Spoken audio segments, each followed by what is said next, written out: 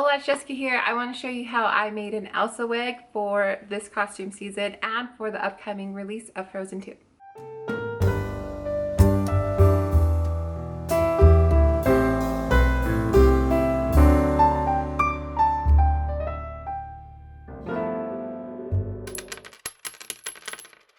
I haven't done the Elsa braid wig before, but I made Ariel, Mulan, Rapunzel, and Merida. I just wanted to be prepared for when we go see Frozen 2, like a lot of the moms are going to be preparing to do.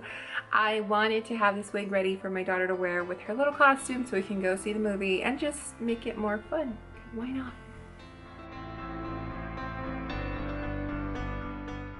Okay, so the easiest way to go about this is to take your measurements first. First, you want to measure around the head. It's going to be a little bit more than a standard head measurement because head measurements are just straight across and we want it to kind of go down. I'm going to show you on me. So you're going to take from your hairline, because this is where the crown's going to hit, above your ear, and then above your hairline. And you just go ahead and wrap that around. Take your measurement. So I needed 19 inches for my toddler. So you want to find the 70-inch mark and the 80-inch mark on your body. It's just going to make it easier to cut the yarn. What I did was from the tip of my right hand when I extended all the way to the center of my chest, I took that measurement. And then I took the measurement from the center of my chest to the tip of my left hand when it's extended, and that gave me 66 inches. So then I had to subtract 66 from 70, which was I needed 4 more inches. Using the measuring tape from the tip of my hand, 4 inches, and that was about my wrist. So anything past my wrist would have been 70 inches. But then you have to do the same thing to find the 80-inch mark on you. And try not to be like super exact, because you're not going to be exact when you're like 60 into cutting these. About my elbow is 80 inches. For my yarn choice, this is what I chose. It's a velvet yarn. I chose it because it had texture and dimension with the color versus just a stark white plain yarn. Nothing would have been wrong with that. I just wanted something more luxurious looking, and this velvet definitely did that. However, it is a pain to work with. It tangles very easily. So one tip is definitely don't just cut it and drop it. You have to lay it over something to keep them from tangling together. Now for the end product, it did come out great in how I wanted it, so I would choose this velvet again, but just know going into it how difficult it is, and you can't treat it like regular yarn. So like any yarn, when you're starting your project, go ahead and pull from the center, find the tip, and then you can start cutting your yarn from there. Another huge help with working with the velvet is to use scrap yarn from a regular yarn and just cut it into like 8-inch strands, and that'll help you separate and group these to keep them together because they're going to move around on you. I cut 42 80-inch length yarn strands and 72 70-inch length yarn strands. Using the blue scrap yarn, I separated the 70-inch strands into groups of 6. So I had 6 strands in each group, and I had a total of 12 groups. So these are my 80-inch length strands, and I tried my best to line up the top, but it doesn't really line up as well as other yarns do. So this is kind of as good as it's gonna get. I'm gonna go ahead and put a little slip knot on the top here. It's just a regular knot and then one loop that you pull, and you'll be able to pull it out because it's not going to stay in. After I tied the top off, I comb through, and then I randomly put another one in the middle, comb through, put another one in the middle, and then comb through to the end. I found one of the shorter strands at the end, and then I tied off right before the short strand falls like out of the group. And all of these are going to be slip knots because they're all coming out. That's why I'm using the blue yarn so you can see it. Okay, so you want to line up your bottom, and then you want to pull it to find the center. Mark your center, and you can remove your other 2 randomly placed center ones just so you have 3 ties in there now, and it'll make it less confusing. So I removed those ones I put in there just to keep it together. So right now all I have is this blue one at the end, my center, and my opposite end. So the side that's more lined up, I'm going to go to the center mark and then go down 9.5 inches so it's closer to this end. The reason this one's 9.5 inches from the center point is because I need 19 inches from here to this end, but it needs to be braided to create the crown. You're gonna leave this one in, leave this new one in that you put, take out the center, and then take out the bottom.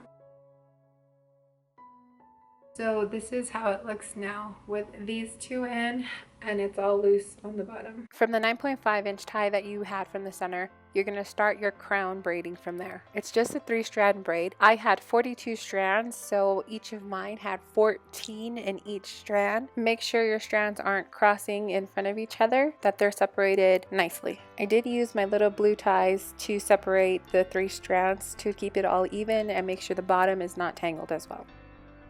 Outside goes to center and becomes your new center. Outside goes to center, becomes your new center. Outside to center, outside to center. So you need to keep braiding until you get to 19 inches. You have to watch your tension. You're going to put a tie once you reach that 19-inch mark.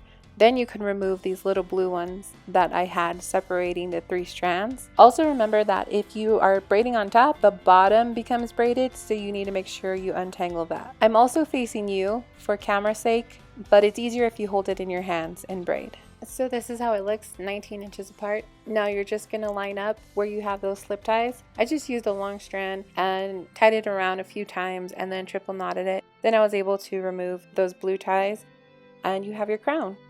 Those groupings of 6 that you made earlier when you cut the yarn, we're going to use those now. So each group of 6, I'm going to go ahead and open the braid at the crown and kind of slip it through so that it's fairly even in distance when it drops down. And I'm going to add 6 groups to each side, 6 to the left and 6 to the right. This is going to give us the extra hair needed to create that look of a French braid. So you want to hold this in one spot, so I just used a hair clip and clipped it to my chair because that was what was around. A French braid is very similar to a 3-strand braid, with the biggest difference being that every time the outside strand crosses center, then you need to add hair to make it thicker. I grabbed larger groups of hair at the beginning of the braid. That meant that toward the bottom, there would only be a few strands left to be added to the hair. When these extra strands are laying down flat and they aren't up on the chair, you want to grab the outside strands or the furthest strands along with a few top strands going along the width. The reason you want to do this is when you grab just the outside strands and bring it into the braid, a gap becomes obvious. If you grab a few top strands along the width, it helps to cover that gap.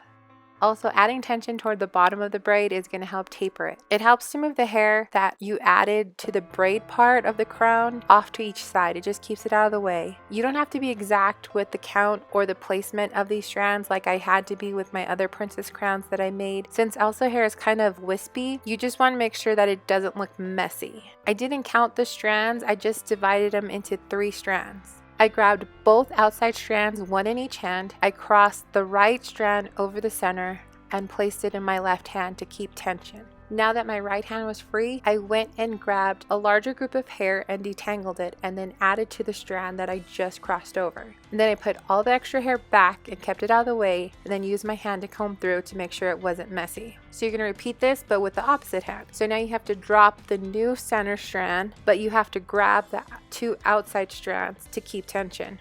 Remembering that there is a new center strand and the center strand that was there before becomes your new outside one. So your right and left hand should each be holding the outside strand. Then with your left hand, you're going to cross over the center and hold it in your right hand to hold the tension. Go ahead and grab the hair, add it to that new strand that you crossed over, push the hair back out of your way, and then comb through with your fingers.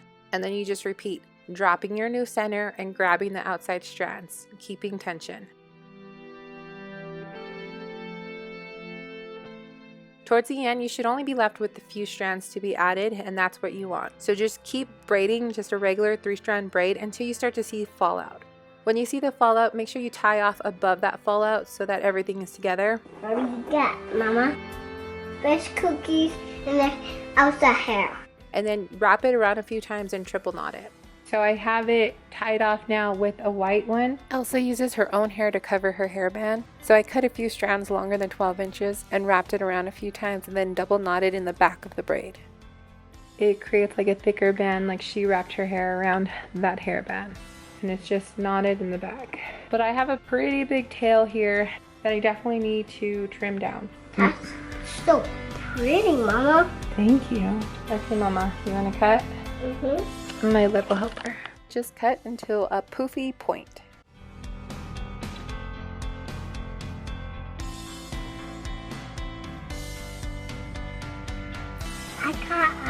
hairs on my man. I found the blue transparent ribbon, the snowflake buttons, and the large snowflake Christmas ornament at Joann's Fabric. And then I found the glitter, which I'm only going to use one of those packets, and I'm barely going to use any of the glitter in that packet. But I got it at Dollar Tree, and then I have leftover Elmer's glue and hot glue to finish off this project. Using the blue transparent ribbon, I went ahead and just weaved it through the braid, following the pattern of the braid. And when I got to the crown part, I kind of just wrapped it around in a circle and then went back down the braid until the ribbon came off of the bottom and just clipped it at an angle. So for the Christmas ornament, I didn't want to just stick it on the top because then when it's on her head, it's going to be sticking up. So I put it a little bit lower. So when she has the crown on, it should lay just above the hair. Then I just tied the leftover transparent blue ribbon around the icicle just to give it more texture. So for the buttons, I wanted to contain the glitter because you know it gets everywhere. I put a little bit of glue and a little bit of glitter on a paper plate, and then I just dabbed the face of the button in the glue, and then I dabbed the excess glue off. Then I just put it in the glitter, and you can shake off any excess glitter now, or you can wait until it dries and shake it off. And I just did that for half the buttons, so half of them are going to have this blue glitter on them and the other half is going to be white, just to add texture. And then I organically spread them out throughout the braid and throughout the crown, mixing up the blue glitter and the white buttons. Then I just took a hot glue gun, put some on the back, and then put it where I thought it would look good.